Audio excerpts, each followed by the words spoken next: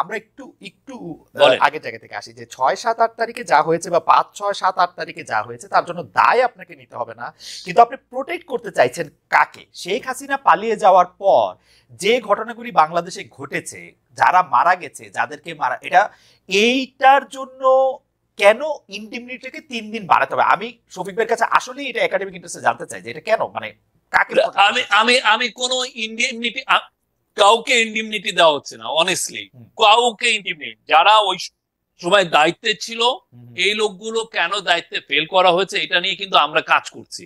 এটা নিয়ে জানা যাচ্ছে যে কেন এই লোকগুলো পালালো, কেন এই লোকগুলো পালাতে মানে আমরা ধরতে পারলাম না। শুধু পলায়ন না তো, ওই সময় হত্যাকাণ্ড হয়েছে, 5-6-7-8 মানুষজনকে মারা হয়েছে, লুট করা হয়েছে, অনেক কিছু করা হয়েছে। মানে এটা তো আমাদের দেখা দরকার যে কারা এটা করলো। এই যে টোটাল যে আপনারা মানে এইটাকে অনেকে অনেক গুলিয়ে ফাঁপিয়ে দেখা হচ্ছে, তা আমাদের হিসাবে যেটা আমরা দেখি যে 150 জনের মতো ইয়ে হয়েছে এবং অনেক ক্ষেত্রে রিভেঞ্জ কিলিং হয়েছে। তো রিভেঞ্জ কিলিং এর ক্ষেত্রে আমার মনে হয় না কোনো ইনডেমনিটি দেওয়া হয়েছে। আচ্ছা, ওকে, তাহলে আমরা এটা বলতে পারি। আর দ্বিতীয় কথা হচ্ছে যে আপনি এটাকে বলছেন যে স্মুথ ট্রানজিশন, এটা আপনাকে বলবেন যে এটা ট্রানজিশনটা স্মুথই হয়েছে, এবং জুলাই আগস্ট ম্যাসাকার নিয়ে যে অ্যাকাউন্টেবিলিটি, সেই প্রশ্ন কিন্তু আপনি যদি একটু খেয়াল করেন সবাই, আপনি সেই প্রশ্ন কিন্তু বৈষম্য বিরোধী ছাত্র আন্দোলনের পক্ষ থেকেও তোলা হচ্ছে। আপনারা আহতদের খোঁজ নিচ্ছেন না, আপনারা আহতদেরকে যথাযোগ্য মর্যাদা দিচ্ছেন না, সেটি করছেন না। তো আপনি জাস্টিসটা করতে পেরেছেন? আমি যে এটা মনে হচ্ছে যে যেই ধরনের এক্সপেকটেশন, আমাদের বিগেস্ট চ্যালেঞ্জ হচ্ছে যে এক্সপেকটেশনটা ম্যানেজ করা। আমরা বলছি তো আমরা কাজ করছি, আমরা প্রত্যেকটা ডেট আমরা খুঁজে দেখছি, অনেক মৃত্যু আসছে, মৃত্যুর খবর আসছে, আমরা প্রত্যেকটা স্ক্রুটিনাইজ করছি, প্রতিটা গ্রামে গ্রামে যাওয়া হচ্ছে, ডিসিদের নেতৃত্বে কমিটি করে প্রত্যেকটা গ্রামে গ্রামে যাওয়া হচ্ছে। আর যে আহত আমরা পুরোপুরি 19,900 জনের মতো আহত আমরা পেয়েছি, প্রত্যেককে নাম ধরে ধরে স্ক্রুটিনাইজ করে কার কিভাবে আহত হয়েছে এবং তাদের পাশে দাঁড়ানো হয়েছে। দুই একটা এদিক বেদিক হয়েছে, আমরা অস্বীকার করছি না, বাট সত্যিকার অর্থে আমরা তাদের পাশে দাঁড়িয়েছি। আপনি যদি ভালো মতো করে এটা ইনভেস্টিগেটিভ জার্নালিজম করেন, দেখেন যে আমাদের দায়কত আমরা এখানে পারছি কিনা। আমি মনে করি যে আমরা তাদের পাশে দাঁড়িয়েছি, বাট তারা যেটা চাচ্ছেন, তারা আরো চাচ্ছেন, আমরা চেষ্টা করছি তাদের পাশে দাঁড়ায়। বিদেশি সবার সাথে কথা হচ্ছে, ইউএস এর সাথে, ইউএস এর থেকে টিম আসছে, ইউকে থেকে টিম আসছে, নেপালের থেকে কর্নিয়া নিয়ে আসা হয়েছে, অন্যান্য অনেক দেশের থেকে টিম, চায়না থেকে টিম আসছে, তারা এসে এই কাজগুলো করছেন। আমরা এটাই, এবং 11টা বিশেষায়িত হসপিটালে তাদেরকে আমরা চিকিৎসা দিচ্ছি, এবং অনেকের, এবং তাদেরকে দেওয়ার জন্য হেলথ মিনিস্ট্রি থেকে এক ধরনের আমরা ওয়েবসাইট করে দিয়েছি, লিস্ট করা হয়েছে। তো এখানে কেউ আমরা তো এই আমরা এর থেকে আমার মনে হয় না যে আরো বেশি আমাদের করা উচিত, অবশ্যই আরো বেশি সুষ্ঠু। আমাদের ব্যুরোক্রেটিক কিছু সমস্যা আছে, সেটা আমরা ওভারকাম করার চেষ্টা করছি। এই উষ্মাটা কোত্থেকে তৈরি হচ্ছে আসলে, যে আপনারা আসলে আহতদের ঠিক মতো খোঁজ খবর নিচ্ছেন না, আপনারা নিজেরা খুব আরাম করছেন কিন্তু আহতরা কাতরাচ্ছে, তাদের দেখার কেউ নাই, এই উষ্মাটা কোত্থেকে তৈরি হচ্ছে?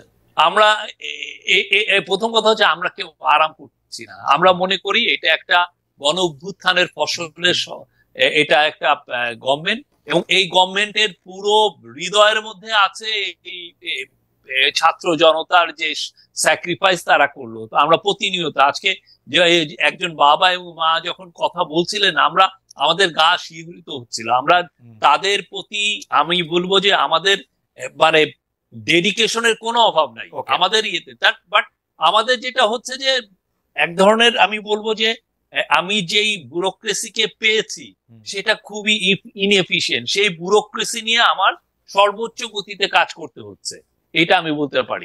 বাট ওনারা যে উষ্মাটা প্রকাশ করছেন, আমরা মনে করি যে আমরা অবশ্যই, আমাদের যদি ভুল ভ্রান্তি হয় আমাদেরকে ধরায় দেন, আমরা চেষ্টা করব এটাকে আরো আমরা ওভারকাম করে কতটা আরো বেটার সার্ভিস দেওয়া যায়। বাট আমরা যে কাজ করছি না, বা আমরা যে কাজ করায় গাফলতি করছি, আমি এটা মানবো না। শফিক ভাই, এটা আমি একটু মনে রাখলাম যে আপনি ব্যুরোক্রেসিকে ইনএফিশিয়েন্ট বলছেন, তারা এখন আরো বেশি করে আপনার সঙ্গে কাজ নাও করতে পারে, এই ঝুঁকি আপনি নিশ্চয়ই দেখছেন যে এটা তারা আপনাকে আসলে কতটুকু সহযোগিতা করছে বা আপনার সরকারকে, সেটা নিশ্চয়ই আপনি দেখবেন, এটা নিয়ে আমরা কথা বলতে আসবো। কিন্তু যে বিষয়টা নিয়ে আসলে কথা বলা দরকার, আপনি নিশ্চয়ই জানেন বা আপনি তো জানবেনই যে প্রাণ রক্ষার্থে সেনানিবাসে আশ্রয় নিয়েছিলেন 626 জন, এখন আছে 7 জন।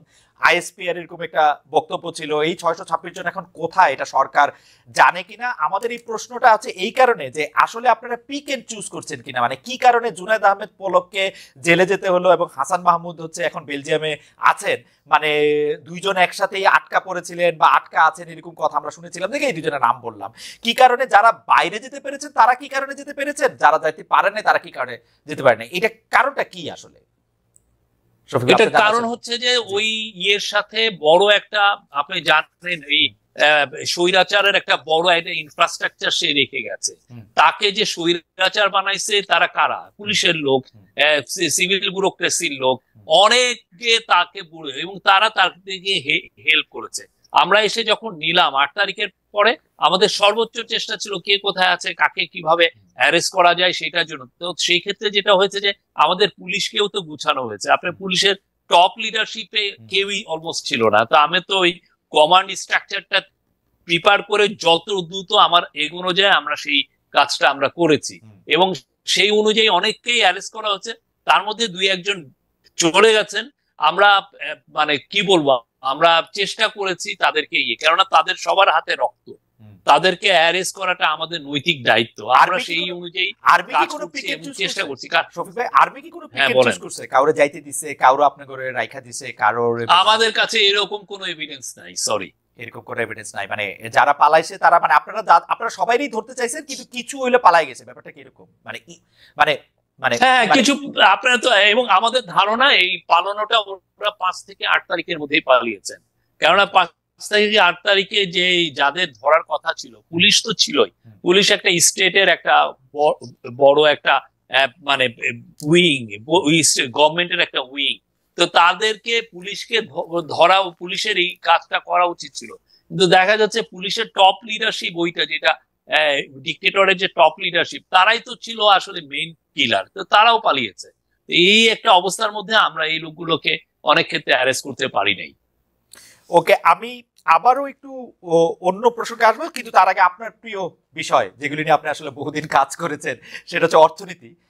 সেটা নিয়ে একটু আসি। যে আপনি সরকারে একটা দাবি করেছেন যে আপনারা রিজার্ভে হাত না দিয়ে বিদেশি ধারদেনা পরিশোধ করেছেন। অর্থনৈতিক যে কাঠামো, সেটা মেজর ইকোনমিক রিকভারি, যেটা আপনি আপনার স্ট্যাটাসে বলছেন বৃহত্তর অর্থনৈতিক পুনরুদ্ধার, এটাকে আমরা কিছুটা বাংলা করতে পারি। তো সেইটা কি আসলে, মানে সেটা আসলে কতটা ঠিক? মানে আমি কেন এই কথা বলতেছি, আমি সেপ্টেম্বরের 5 তারিখে বাংলাদেশ ব্যাংকের গভর্নরের কাছে জানতে চেয়েছিলাম যে আপনাদের কাছে এখন আসলে রিজার্ভ কত। তো উনি বলেছিলেন যে তার কাছে রিজার্ভ হচ্ছে $20 বিলিয়ন। তো সেই $20 বিলিয়ন থেকে আপনি এখন, যদি আমরা 12 নভেম্বর যে বিডি নিউজের যে প্রতিবেদন আমরা দেখি যে আকুর দেনা পরিশোধের পর $18.19 বিলিয়ন রিজার্ভ এসছে। 87 দিনে রিজার্ভ কমেছে $2.29 বিলিয়ন, যেটা সেপ্টেম্বরের 5 থেকে আরেকটু সেটা ছিল। তো রিজার্ভে হাত না দিয়ে সেটা কমলো কিভাবে, সেটা একটা প্রশ্ন। আর আওয়ামী লীগের আমলে একদম ধ্বংস হয়ে গেছে অর্থনীতি, যেই গল্পটা আমরা শুনেছিলাম, সেটা $20 বিলিয়ন থাকলে সেটা ঠিক কিনা, সেটাও যদি একটু বলতেন। না, আওয়ামী লীগের আমলে ধ্বংস হয়েছে কি হয় না, এটা নিয়ে আমার মনে হয় মানে রিপোর্ট হয়েছে। কি হয়েছে এটা পুরো বাংলাদেশের মানুষ জানে। আমি এটা না, আমরা যেটাকে ইনহেরিট করেছি, এটা খুবই একটা ভঙ্গুর ইকোনমি। ওরা টাকা ছাপে, মানে ওরা মানুষজনকে হ্যাপি করতে যে টাকা ছাপিয়েছিল 60,000 কোটি টাকা। পুরো জিনিসটা আপনাকে ইনফ্লেশনকে এটা আরো ট্রিগার করেছে।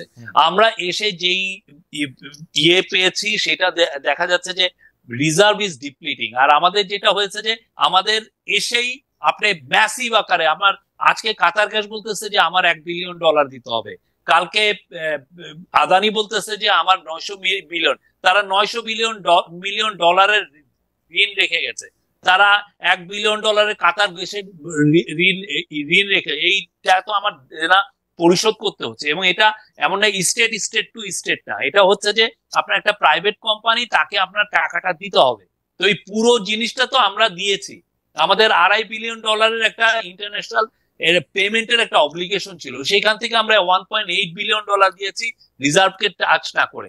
আর রিজার্ভে যে টাচের যেটা হচ্ছে আকু পেমেন্ট, সেটা একটা ন্যাচারাল, প্রতি 3 মাস অন্তর বা প্রতি 2 মাস বা 3 মাস অন্তর এটা দিতে হয়।